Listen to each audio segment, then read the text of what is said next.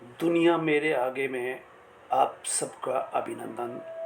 बदलते गांव, दुनिया मेरे आगे, ये मेरा स्तंभ सन 2023 में 27 मई को जनसत्ता में दुनिया मेरे आगे में प्रकाशित हुआ था। परंपराओं की लकीर नाम से मैं इसका वाचन करता हूँ कि गांव किस तरह से बदल रहे हैं। वर्तमान समाज सदियों में बना है। यह असंख्य रूढ़ियों, रीति रिवाजों और परंपराओं का समुच्चय है। व्यक्ति और परिवार समाज का ही दर्पण है, जिसमें व्यक्ति समाज और अपने आप को आईने की तरह देख सकता है। व्यक्ति और समाज दोनों मिलकर इसे आकार देते हैं। व्यक्ति समाज में ही रहकर व्यक्तित्व का धनी कहलाता है। महान व्यक्तित्व समाज को दिशा देता हुआ लगता है और समाज उसके पीछे चलता हुआ प्रतीत होता है। असंख्य व्यक्ति समाज का प्रतिरूप होते हैं। व्यक्ति समाज से अलग अपना अस्तित्व नहीं मानता और समाज भी उसे अपने से अलग नहीं होने देता। व्यक्ति और समाज एक दूसरे के पूरक है, लेकिन दोनों में गजब का द्वंद्व है। व्यक्ति समाज में रहकर ही व्यक्ति बनता है, पर उससे टकराकर, पंगा लेकर ही। समाज को समझना टेढ़ी खीर है। इसे जीने और पीने वाले कबीर या बुद्ध जैसे महान लोग अपने आप को सिद्ध कहते रहे, बनाते रहे, जिन्हें आज भी बड़े सम्मान और गरिमा के साथ हम याद करते हैं। तो इसलिए कि वे उसमें रहकर रास्ता दिखाने वाले सही पथ प्रदर्शक बनकर के रहे। समाज से टकराने से मतलब है जोखिम लेना। वह टकराने वाले को बेरहमी से परीक्षा करता है। समाज उस व्यक्ति की, वह रास्ता चुनने वाला कुर्बान हो सकता है। इसलिए कबीर कहते हैं, जो घर जा रे आपनो चले हमारे साथ। कबीर समाज से टकराते हैं, बुद्ध समाज से टकराते हैं। किसी के दुनिया से कूच कर जाने पर गांव में 12 दिन तक समाज, परिवार और घर वालों को बेहद नज़दीक से देखने पर व्यक्ति और समाज का द्वंद्व समझ आता है।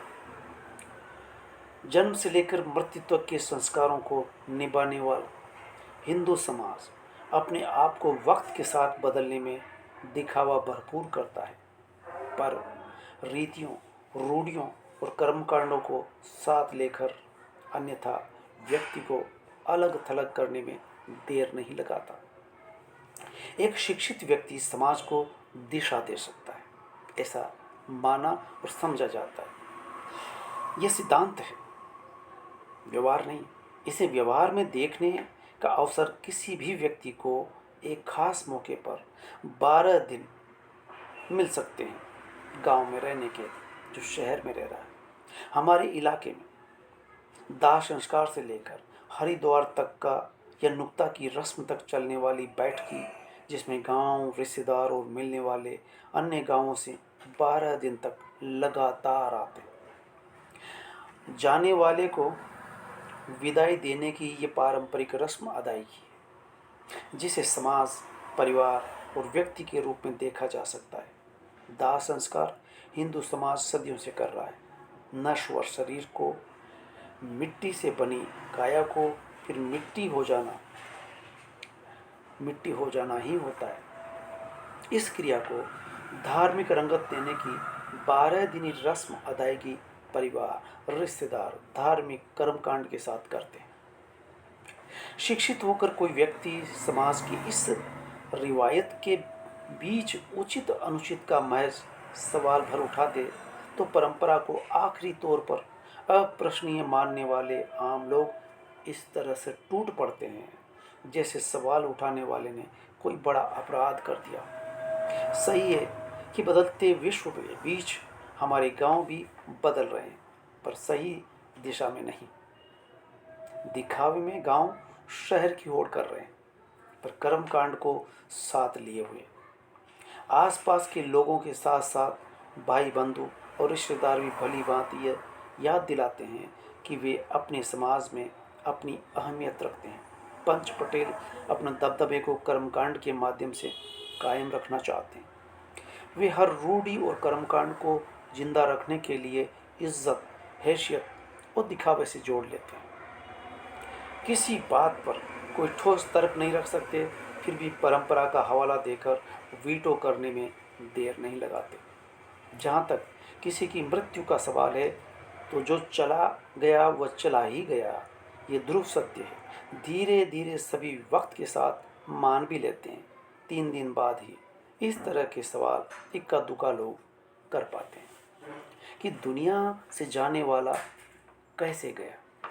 सबका मानना यही होता है कि समाज में परंपरा के नाम पर जो चल रहा है वो चलते रहना चाहिए।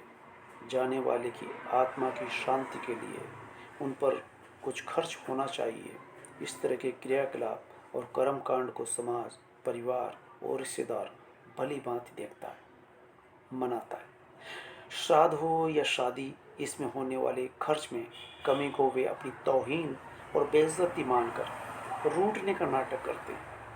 अधिक दिखावा और अधिक खर्च को एक स्वाभाविक काम मानते हैं, बल्कि इस तरह के आयोजनों में ज़्यादा खर्च करने वालों का नाम लेकर अन्य लोगों पर एक तरह का दबाव बनाया जाता है कि वो भी खर्च करें, नुक्ता करें।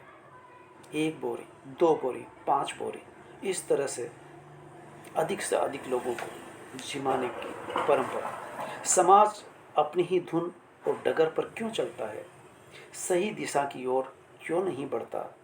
हर दिखावे को तुरंत क्यों अपना लेता है और सदियों से चले आ रहे रीति रिवाजों, कर्मकांडों और रूढ़ियों को जारी रखने में अपनी इज्जत क्यों बना लेता है? समाज में अपनी एक खास पहचान और खुद को अलग साबित करने और अन्य से ऊंचा समझने या अपने अहम का मसला मानकर कुछ लोग अजीब सा व्यवहार करते हैं। ऐसे अवसर को पंच पटेल, परिवारजन और रिश्तेदार चूकना नहीं चाहते और अपना होने के अलावा कई विचित्र तर्क देकर खर्च करवा लेने में अपनी जीत व इज्जत समझते हैं। इस तरह से गांव में शादी, ब्याह या नुक्ता परंपरा चली आ रही है। गांव बदल रहे हैं बेशक, लेकिन रूढ़ियों और कर्मकांडों को और भी तवज्जो दिया जा रहा है। डीजे बजाना ऊंची आवाज़ में, और यहाँ तक भी देखा जाता है कि शादी ब्याह में जो गांव बड़ी सादगी से काम करता था, अब वो बाजा, डीजे और डीजे पर नाचते हुए शराब पीना, एक ये रूढ़ी और सामने आ रही है। जबकि दूसरे कई गांवों में, कई समाजों में ये सवाल उठ रहा है कि दिखावे से बचने के लिए शादी में कम से कम पकवान बनने चाहिए। खासकर जब बफर सिस्टम होता है तो बफर में 8, 10, 25 मिठाइयाँ लोग बनाते। तो इधर अग्रवाल समाज और कुछ समाज वालों ने ये निश्चित किया है कि उनके यहाँ 3-4 मिठाई से ज़्यादा नहीं बनाई जाएगी, 2-3 सब्जियाँ ही बनेगी। इससे एक सादगी झलकती है और समाज पर, उस परिवार पर, उस व्यक्ति पर बेवजह का वजन नहीं पड़ता। तो गांव बदल किस रूप में रहे हैं? परंपराओं की लकीर जो 27 मई 2023 को जनसत्ता में दुनिया मेरे आगे में प्रकाशित हुआ था, आज ये मुझे कागज़ मिल गया, सो आपके सामने। धन्यवाद।